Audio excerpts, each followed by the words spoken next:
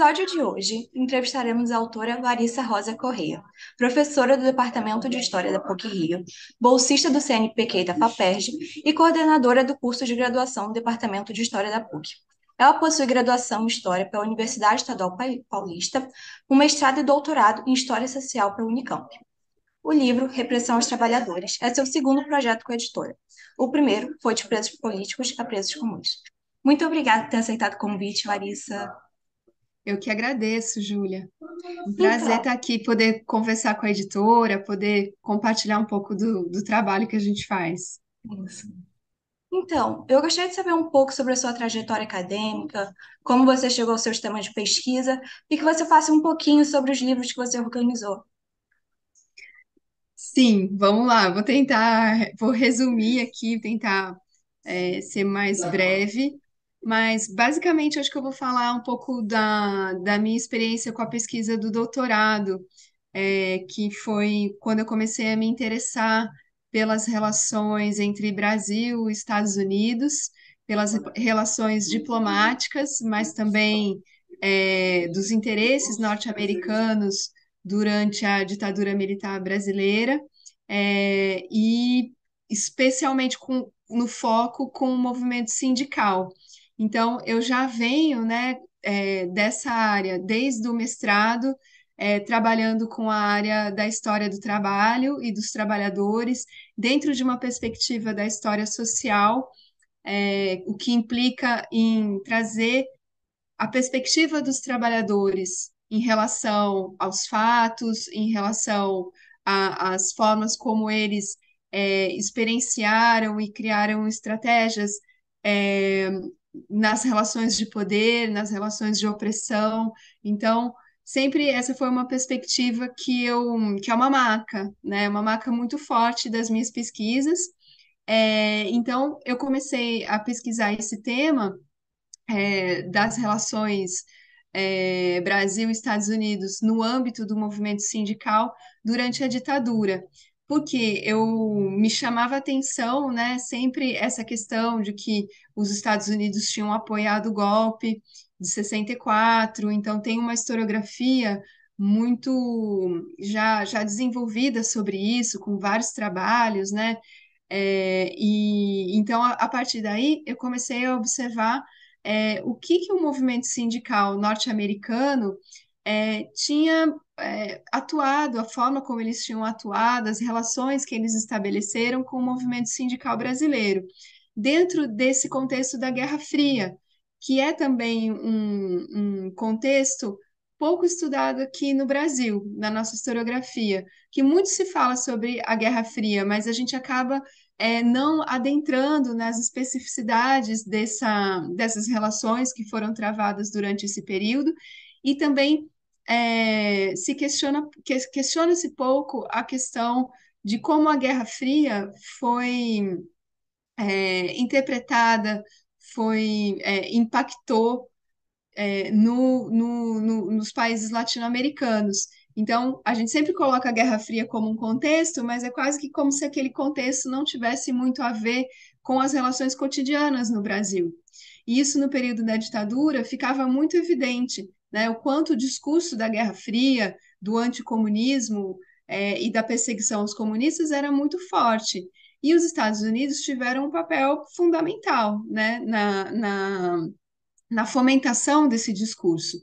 Então, eu passei a estudar, né, essa temática, e no doutorado eu tive uma oportunidade de fazer uma bolsa que a gente chama de doutorado sanduíche, de bolsa CAPES, nos Estados Unidos, na Brown University, e lá eu tive acesso à documentação do Departamento de Estado norte-americano, da, dos arquivos da embaixada norte-americana no Brasil, e isso então me abriu, né, um mundo de análises sobre essas relações. E foi interessante observar como os Estados Unidos tinham o relato de todas as atividades que aconteciam no movimento sindical brasileiro, de todo o país, coisa que algumas informações que eu não encontrava nem na documentação policial e do Serviço Nacional de Informações aqui no Brasil, que era o órgão de informações da ditadura, né? Então, é, essa documentação norte-americana me chamou a atenção para o papel das empresas norte-americanas. E isso é um ponto de conexão com os trabalhos com o livro, com esse último livro que saiu, né, pela editora da PUC, em relação à responsabilidade das empresas nas atividades repressivas contra os trabalhadores durante a ditadura no Brasil. Então, eu observei no doutorado que algumas grandes empresas da área de petróleo, da área de consumo, e assim também como o Departamento de Estado norte-americano e a embaixada, né, esses órgãos, junto com a Central Norte-Americana sindical, que é a AFL-CIO, como eles trabalharam em cooperação para implantar um modelo de sindicalismo americano no Brasil e, ao mesmo tempo, disciplinar os trabalhadores para esse novo modelo de relações de trabalho que se esperava, né, que era o modelo norte-americano. Então, isso implicava, por exemplo, em impedir que os trabalhadores fizessem greves, em eliminar a Justiça do Trabalho, que era um órgão muito procurado pelos trabalhadores, né, para reclamar os seus direitos, eliminar uma série de leis que viabilizavam as negociações coletivas via os sindicatos. E os americanos diziam que os sindicatos tinham que ser apolíticos, que eles não podiam ser um instrumento político dos trabalhadores, né? Então, esse papel das empresas me chamou muito a atenção durante essa pesquisa do doutorado, e depois, mais adiante, em 2000, esse trabalho eu terminei o doutorado em 2013 e publiquei o livro em 2017 pela editora da Unicamp, que é um livro que se chama Disseram que Voltei Americanizado, Relações Brasil-Estados Unidos na Ditadura Militar. E depois que eu terminei, saiu a publicação do livro, em 2018, em contato com outros pesquisadores da América Latina e mais especificamente do Cone Sul, nós montamos uma rede de pesquisa chamada Rede de Estudos sobre a Repressão aos Trabalhadores e Responsabilidade Empresarial na América Latina. É, essa rede surgiu também do contato, né, com pesquisadores da Argentina, do Chile, é, do Uruguai, do Paraguai, né, e também outros pesquisadores do México e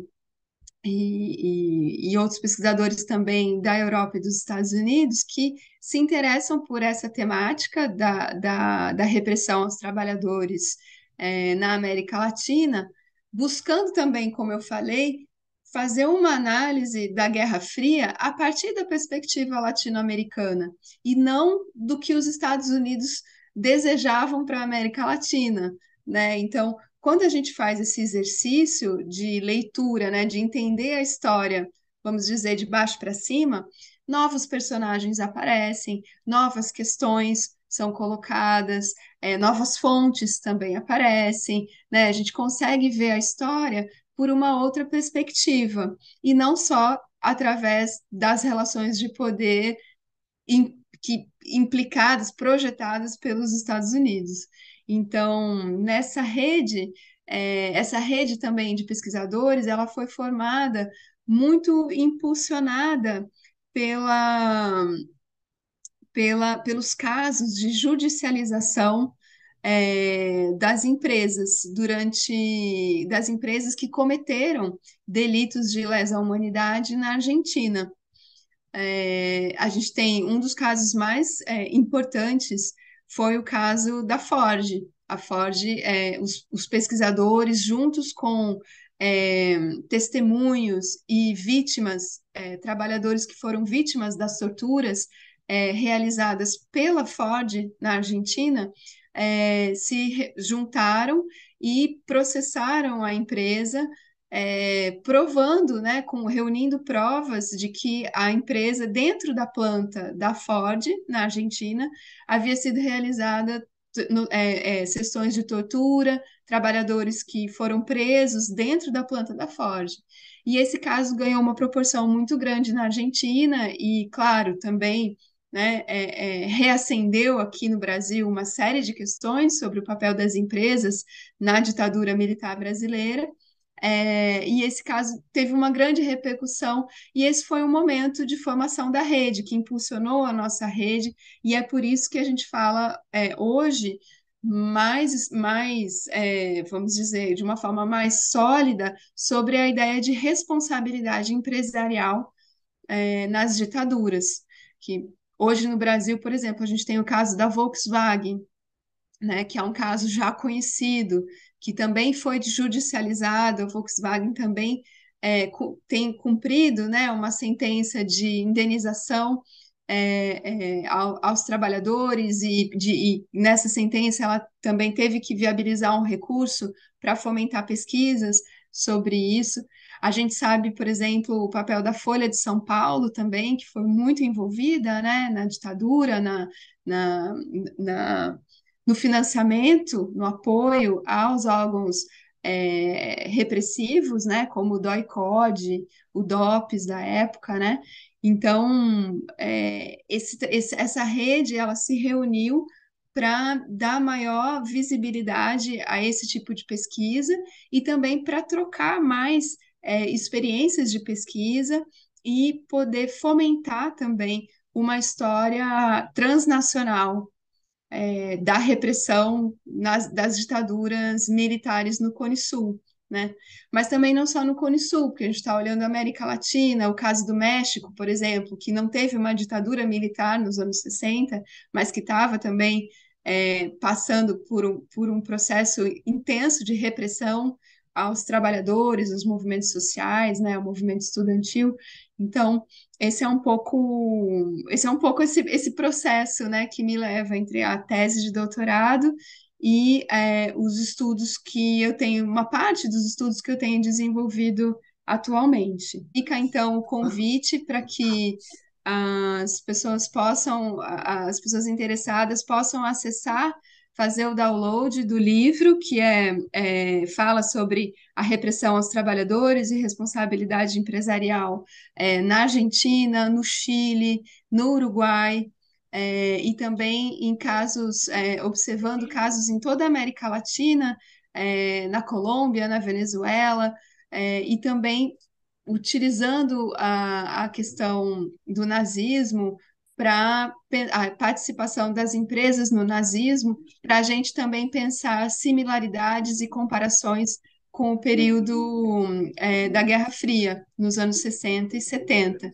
Então, esse é um convite, um livro é, que reflete muito o aspecto transnacional da nossa rede. São artigos em português e em espanhol. Dois artigos que originalmente estavam em inglês e foram traduzidos para o português, justamente para dar maior acessibilidade ao público. Dois artigos do professor Hartmut, da Alemanha, e do professor Marcelo Buchelli, que são duas referências na área de história empresarial na Europa e na América Latina. Então, fica o convite para fazer o download do livro gratuitamente. Gratuitamente, isso. Tá bom, obrigada. Eu que agradeço, Júlia. Obrigada, tchau. Tchau.